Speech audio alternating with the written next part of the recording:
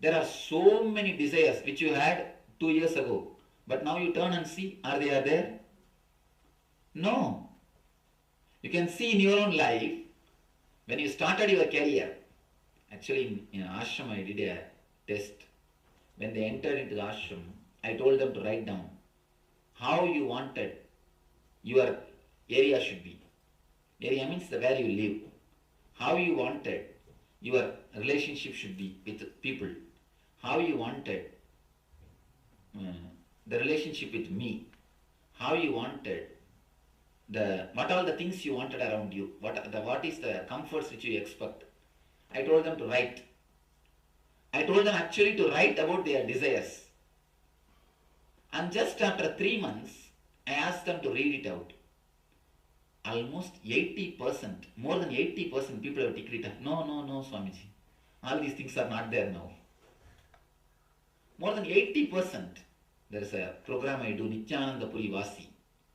Means the ashramite. Vasi means the person who lives there. For them I give a special training. How mind cheats us and how our small egos, we create big troubles. To make them understand, I do a 15 days intensive course. Before last time when I came to America, before that I did one course. After going back, I did one more course. And of course, now when I go back, I'll be doing. So this intense course, they will do the one course. That 3 months they will have to practice few things, or they will have to live. After 15 days, again they do it. So after 3 months, when we sat, I saw everybody, not only one person, everybody, more than 80% of the desire, they say, no, this is not mine. Some people say, I'm surprised, how did I write all these things, Swamiji? When you bring the things to the conscious level, you will become more clear. You will become more solid about what you want, and what you did not want, you always thought you wanted it. All those things becomes clear. All these things become a solid thing in your life. Then when it becomes solid, first thing, your unconscious desires, they disappear. Next thing, the unconscious desire is made of some stuff. What will happen to that stuff? That stuff will become energy and support your conscious desire. It's like leaves of a tree falling and becoming manure again for the tree. So when the old leaf falls, don't think it is just a waste. It is going to become a manure for the tree. Same way, some of your desires, unconscious desires, if they fall down, if they are dropped, you will see it becomes energy, pure energy, and supports your conscious desire. As long as desires are in unconscious level, not only they are not fulfilled, they are just like a weight. They make you feel a deep discontentment about the life. They do not let you feel a contentment or a happy. They make you feel a deep discontentment. But once you are awakened, once you bring your desires to conscious level, two things, either they are fulfilled, if it is yours. If it is not yours, if they are not solid, they just disappear. They just dissolve. The desires which is dissolved, the desires which are dropped, the desires which disappeared, they become such a pure energy, and that energy starts supporting your conscious desires. Yes. Ambition is falls into which category? Ambition can be conscious or unconscious. When you bring it out and think very clearly again and again, that I want that, I want that, I want that, that ambition. If it survives, then it's a conscious desire. If it is not surviving, or if it changes, within a month, actually 21 days, you can take it 21 days as a period. After 21 days also, if it survives, then you can think it's a conscious desire. But most of us forget. In 21 days, you forget a lot of your desires. You don't even remember. Forget about fulfilling it. You don't even remember. They are all very vague desires. Those things, they are not even desires, just vague thoughts. It's like you are stopping in a traffic signal, traffic light. Suddenly some other guy comes and stops a Benz car next to you. The moment you see that, you get a vague desire. Oh, if I also have a Benz, how it will be? It's not a desire. Just because he is driving and he is very stylish and having a loud music, so you just get attracted and vague desire, a vague thought. If you are asked to work for that desire, Benz, you will say, no, who will work for so many thousands of dollars? Let us not do all those things, forget about it. So it's a vague thought for which you are not ready to work, for which you are not ready to follow it up. So vague thoughts are always unconscious desires. It's like a breeze coming. In the breeze, tree will move this side, that side. But tree should not catch the breeze itself. It's like a breeze coming, going and coming and going. You can move this way, that way, okay. Just for the sake of vague thought, if you go to Disneyland, nothing wrong. If you go to Universal Studio, nothing wrong. But don't start working for a 3 Benz car. Then you will understand. It is just vague thought. Yes. So it doesn't make sense for me to work towards a vague thought, something that we are not very No, sure of. something which you are not very sure. It doesn't. Not only it doesn't make sense. If you work, suddenly you will feel that you are like a fool. You wasted a lot of your time and energy. So it will just make you feel frustrated. Whenever you work for solid desire, you will never feel frustrated. Understand? You will feel only fulfilled. Even if you enjoy, you will feel only deep fulfillment. Yes, I wanted it, I worked, and I am enjoying it. I have enjoyed it. Even if it is wrong desire, who cares? Who is that? Who can say which is right and which is wrong? Tell me. No. There is no scale. Can anybody say something is right desire and something is wrong desire? No. For you something is right, for him something is right, for him something is right, for the other person something else is right. There is no right or wrong. Only one thing, whether conscious or unconscious. That much only. Yes, tell me. When your ashramites joined you, did they come with the desire to be in your ashram? And if they did, I'm sure a lot of them would have thought about the difficulties. This is being in the ashram and pursuing, or the thought of pursuing what they are is a difficult road. Surely the difficulties must have made them, to quickly say, it's like, okay, am I really ready for this or not? So on one end you have desire, and on the other end you're fighting, is it possible?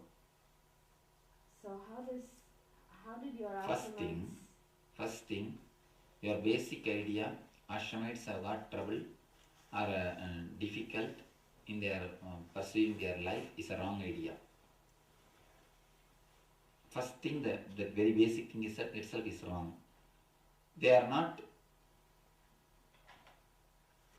Let me explain it from your understanding. Any desire, they are not asked to renounce the desires.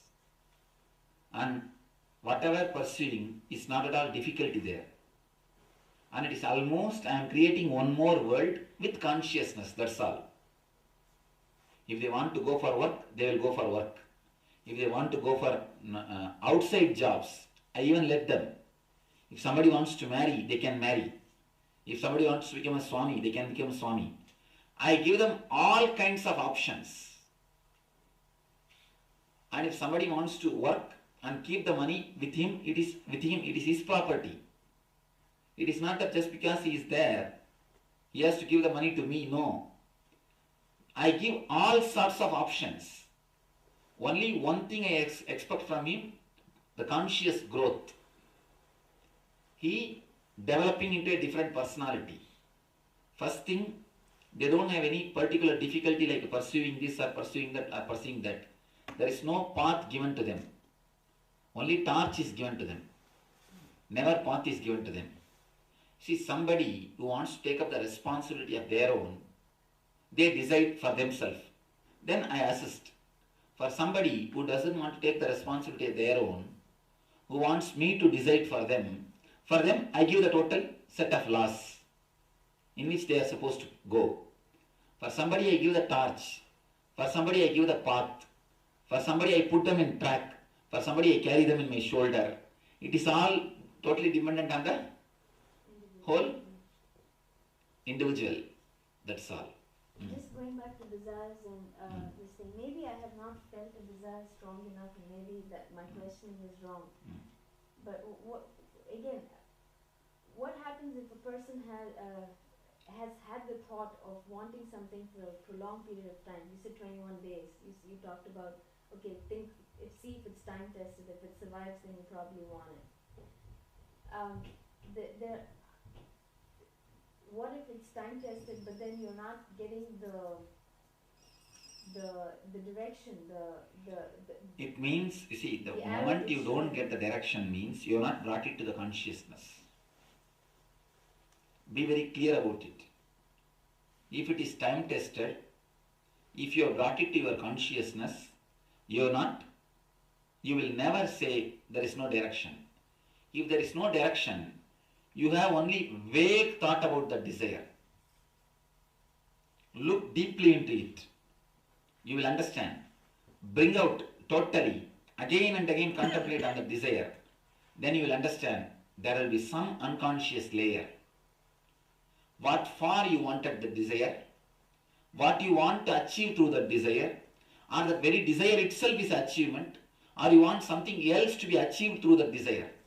All those questions, raise all those questions. But your mind's playing funny games with you all the time. Then again, be very clear, it is unconscious desire.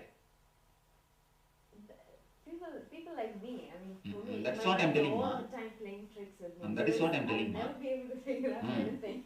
You see, that is what, you need a little bit of introspection.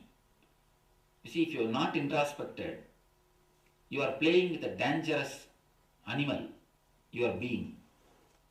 Your being can become a dangerous enemy, an animal for you, if you do not know the techniques or methods to handle him. He himself can become a big friend for you if you know how to handle him. There is a beautiful sloka in the Gita. Uttaret atmanatmanam atmanam avasadayet atmanyeva atmanaha bandhu ripuratmanihi. If you know how to lift yourself by yourself. If you know how to lift yourself by yourself, you are the best friend yourself. If you do not know how to lift yourself by yourself, you are the worst enemy for yourself. It's a wonderful sloka. Uttaret atmanatmanam atmanam avasadayet atmanyeva atmanihi bandhu ripuratmanaha. It is you who can be a best friend, or you who can be the worst enemy. So you cannot afford to say, my mind is playing all the time, all the game, I do not know. Then you are playing with the electricity. Can you say, I am working with electricity but I do not know the circuit? No. If you say that, no other way, you have to have the shock and the ultimate end. Same way, if you say, I am playing with my being without knowing it, then you are going to have the ultimate bad result. No other way. Because you are playing with the fire.